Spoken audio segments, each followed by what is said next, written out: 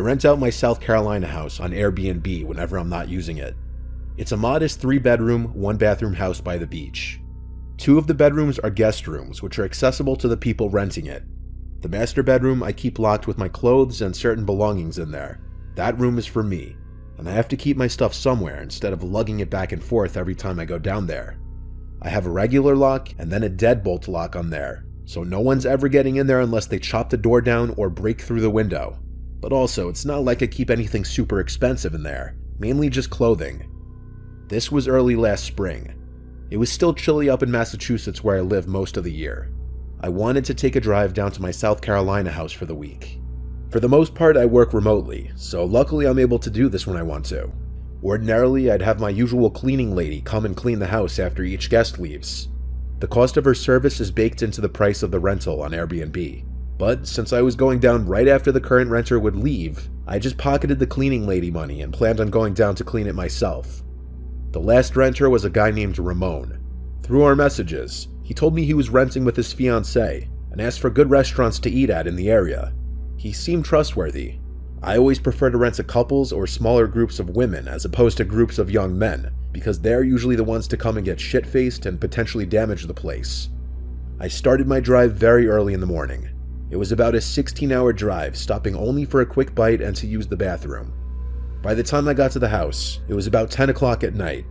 I went to unlock and open the front door first, before going back to my car to grab my bags and go inside.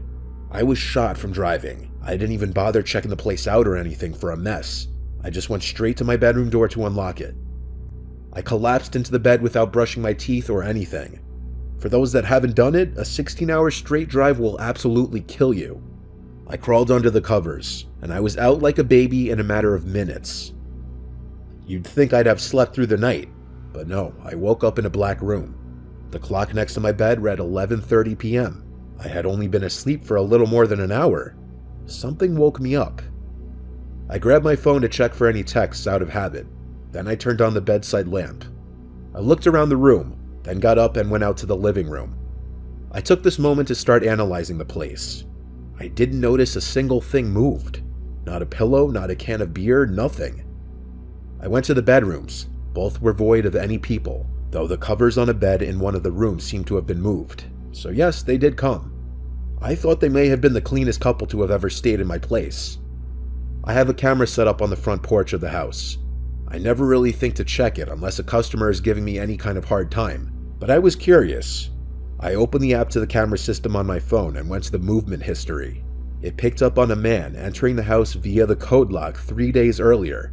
Just a man though, he had no woman with him. Strange.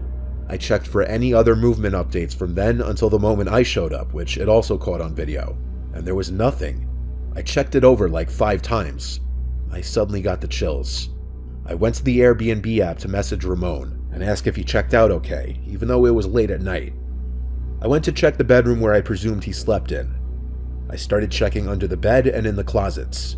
I was yanking the closet doors open as if I were ripping off a band-aid. Each time, I was greeted with an empty closet. I moved along to the second guest bedroom. Both twin beds in here were still neat and untouched. As I yanked open the last closet he could have been in, I saw that it was empty. I sat on one of the beds for a second to just stare at the conversation between Ramon and I. That's when I heard the master bedroom door click shut, quietly. In a way that a person would have done it, not a draft. I went out to the living room and looked at the master bedroom door. I said, "Ramon, are you still in here?" with a shake in my voice. No response. I could see the light was still on in the room through the bottom crack of the door. I got on all fours to look under the crack of the door, and I fell backwards when I saw 2 feet standing not far behind the door, maybe a couple feet away. I went to the knife holder in the kitchen planning to grab the biggest carving knife, and it was already taken. By this point, my only logical option was to leave the house and call 911, and that's what I did. I waited out front until the police showed up. Then as we went inside, there was Ramon, waiting in the living room, no knife in hand. He spoke in this Portuguese accent, acting all innocent, saying he just needed a place to stay for one more night, which was complete bullshit. He denied ever picking up the knife, which was conveniently placed back in the knife holder now. After 30 minutes of 2 police officers outside talking to Ramon and 2 inside talking to me, They actually let him go and told me I should contact Airbnb and try to work it out with them, and I was just shocked. I felt like the police didn't do their job. After everyone left, I changed the lock code on the door, and I contacted Airbnb about what happened. Though I didn't receive payment for the extra day Ramon squatted in my house, they did apparently ban him from ever using the app again. It doesn't really feel like proper justice, though, when he was potentially waiting to stab me in my own house, in my own bedroom.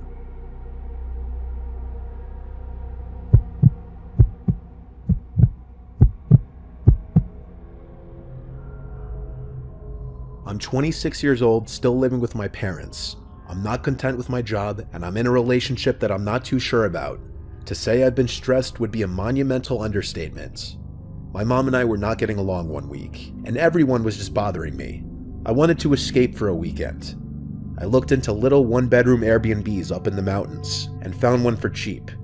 It was in Troutdale, Virginia, a couple hours away from us. And based on the pictures, it was this nice, private, and peaceful-looking little place surrounded by woods. It was the fall too, so the foliage was going to be beautiful. I told my parents I was going there for the weekend. My mom seemed overly happy about me leaving for the weekend. My girlfriend was more so just confused, finding it weird and suspicious that I was going away to some random cabin in the woods alone for a weekend. When Friday came, I packed a backpack full of clothes, toiletries, and my laptop, and I headed out for the road. It was around a 2.5-hour drive door to door. The area of Troutville was very quiet and scenic. It was a perfect escape from suburbia back home. I needed a nice weekend just to spend to myself. I was driving up a gravel road when my GPS told me I arrived. I saw an opening in the trees next to the road. The instructions the owner of the Airbnb gave me were to cut through this opening onto the grass and up the little hill. I did exactly this, and there I saw the cute little house sitting at the top of the hill. The second I stepped out of the car, I inhaled the fresh rural air, instantly feeling happy I did this. The owner told me where to find the key to the front door. I let myself in and checked the place out. It was a nice cozy living room, small kitchen, bathroom, and one loft bedroom that you had to climb a ladder-like stairway to get up into, and there was a circular window over the bed. Lots of light got into the house, which was nice. I went out to walk some of the trails the owner told me about a 5-minute drive away. On the drive back to the house afterwards, I noticed these two guys walking down the gravel road, and as my car was passing, they literally stopped in their tracks to turn and look at me as I passed. I waved and smiled, thinking they were friendly locals, but they didn't wave back. It was completely off-putting. They looked at me as if my driving down the road was a crime. I didn't look back. I turned into the entrance of the property and back up the hill. I started reading one of the books I brought with me in the living room with the fireplace going. It was incredibly cozy. The sun was on its way down, and after reading a chapter of my book, I realized I was getting hungry.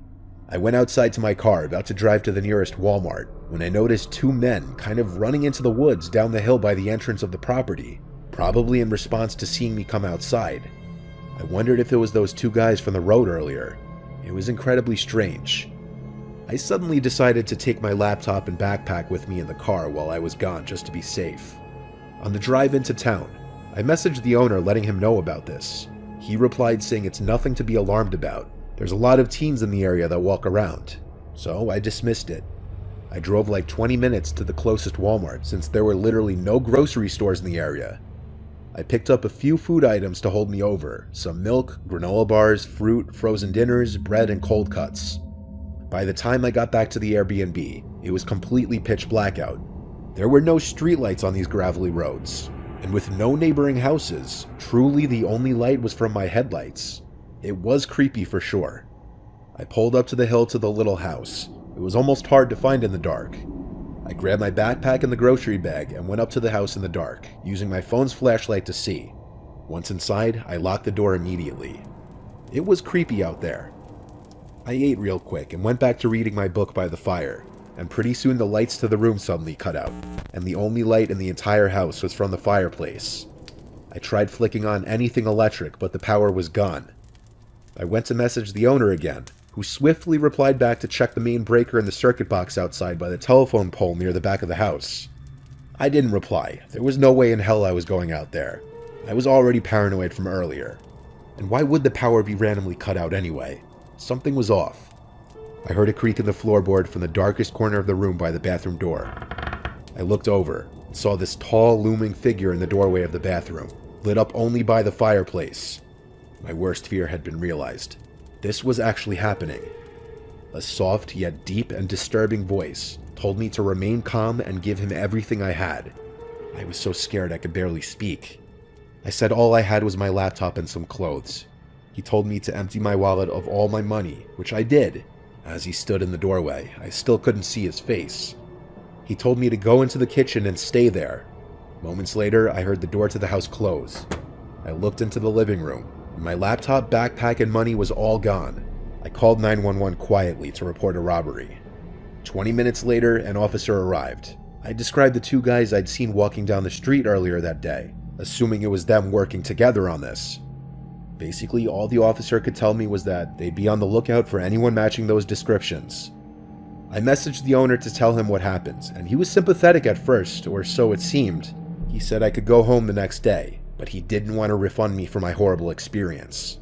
A trip I thought would be a nice detox for a stressful point in my life only made it worse.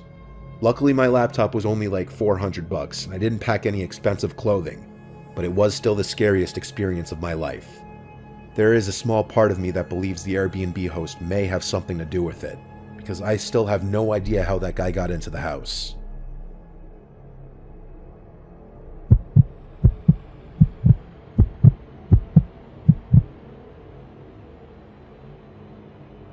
So a few years back, after some friends and I graduated high school, we celebrated in the White Mountains National Forest Reserve. We only lived 2 or so hours away, so it wasn't much of a hike. We all packed inside my friend Alexis's car. Also with us was my friend Rob, his girlfriend Stephanie, and our friend Kelly. Alexis's car was a Hyundai Accent, so a very small vehicle. We didn't pack much. We were headed to this Airbnb in Carroll, New Hampshire at the height of the summer. It was a gorgeous drive. Once we got to the house, it was just as depicted in the photos, only the pictures didn't include the shambling-looking shed next to the house. It seemed like it had seen better years. I probably could have knocked it down myself. Alexis joked around that maybe some old, crazy guy lived in there, and that's why the place was so cheap. But we all laughed it off and unpacked our things. I'll be honest, I was really into Alexis, and I think she was into me, on account that she said we should share a bed. More so because the third bedroom had 2 doors leading to the outside and had a perfect view of that old shed. So she didn't want to sleep there, and she wouldn't let me. We both put our things in the living room and made the pull-out couch our bed. Not much happened the first night. A little later, we all sat in the hot tub in the garage/rec room. Alexis sat next to me, and we faced the woods, while Rob and his girlfriend were opposite of us. Rob's girlfriend couldn't step completely into the water on account of the stitches she just got. Stephanie and I were always good friends, and carried on with stories and joked about high school, sipping on our potentially illegally acquired booze. Kelly, on the other hand, was changing and not with us. Rob kicked my leg from under the water and winked, seeing how close Alexis was getting to me, but that wasn't too much of a deal. We tried to plan out our next day, and talked about hiking to Mount Washington and the Flume Gorge. After a good soak, I eased into bed with Alexis and we watched Rick and Morty for a while, until the clock struck 2 a.m. and we sat outside. The stargazing here was supposed to be amazing, and a bit later, Kelly tagged along with us. What happened next was hard to explain. In front of the house was this huge deck that we were sitting on. It was pitch black and no cars were around. More or less, we were in the middle of nowhere. No one really understands true silence, until you're away from cars or planes for that matter. The sky was brightly lit, purple, blue, full of stars. Kelly hushed me one time. Just a few feet away from the porch, she heard some crunching, as if something was approaching the deck. There was definitely something walking out there. I waved it off as a raccoon or fox, until the steps sounded heavy, and I looked at Alexis. The fear began to set in as I noticed her gaze was looking towards the old shed where the footsteps had began. Quickly, I ushered the girls into the cabin and locked all the doors. I tried to explain to them that it's still possibly an animal, especially if animals had taken over that old shed. Easily, both of them calmed down. Kelly walked back into her room, and I again laid down beside Alexis. The next morning, I woke up to Rob and his girlfriend cooking breakfast in the kitchen, which was just across the room from Alexis and I. We had a big day planned out, and we did quite a lot of hiking, with most of us forgetting what had transpired last night, other than Alexis. When we came back from hiking, Alexis suggested exploring the old shed that was beside the house. Now that it was daylight, nothing that bad could happen, right? And I'll be honest, I didn't want to, but I didn't want Alexis to think I was a wuss. We opened the screen door, investigating the first room. There was an old, rickety rocking chair. It seemed it might break if I tried to sit in it. The next door had one of those brass doorknobs, but it was rusted and dented. I looked at Alexis before grabbing the door, and she groaned as she opened the door. There wasn't much to the room. The floor was dirt. There was dirt-caked windows and some trash on the floor. Alexis made a point that it smelt of cigarette smoke. It may have been the designated smoking spot in the Airbnb. We both shrugged it off and joined the others out back. Rob was starting a fire. Some typical conversation was going on. Rob poked fun at Alexis and I. The sun set and I turned off the floodlight out back to make the ambiance of our fire nicer. Some chuckles and stories are passed around, Rob and I boasting about our feats and whatnot. Then there grows a silence. That same crunching from last night is heard behind us, just against the tree line, except it was faster and headed in our direction. And just like that, there was a flash of green light lighting up the entirety of the backyard for just a moment. Whatever was running towards us halted, but my thoughts were ruptured by Stephanie's screams as she bolted towards the house. Behind us, a blood-curdling cry or yelp was heard, a deafening sound that at first we thought was a siren. I instantly stood up, yelling for everyone to get inside. Stephanie must have saw whatever it was that made that cry. In my bolt, I accidentally knocked over Kelly, who hadn't gathered the entire scene yet. I turned around to help her up. Rob was already halfway to the house. I ran to help Alexis gather our food items. Last thing we wanted if it was a bear for them to stay any longer. After that, I rushed Alexis to the back door, where Rob was waiting for us with some kind of bear spray. I already at this point had my Bowie knife out. I commanded him to go in, but he yelled at me to go in because he's got the range. The two of us saw this black mass walking along the outskirts of our fire. We didn't stay long enough to find out what it was. After meeting the girls in the living room, we called the police immediately. The officer reported to the house and looked all around with his flashlight, finding nothing. He clarified to us that the flash was due to lightning striking a nearby power line or transformer. As for the thing, he said it was likely a fisher cat or something. But Stephanie said that she saw a man, hunched over with a cloak or blanket hung over him. Least to say, we didn't stay the next night over. The sheer paranoia of someone or something stalking us in the woods was reason enough. To say the least, we haven't returned to the mountains since. Who knows what's crawling around in those woods.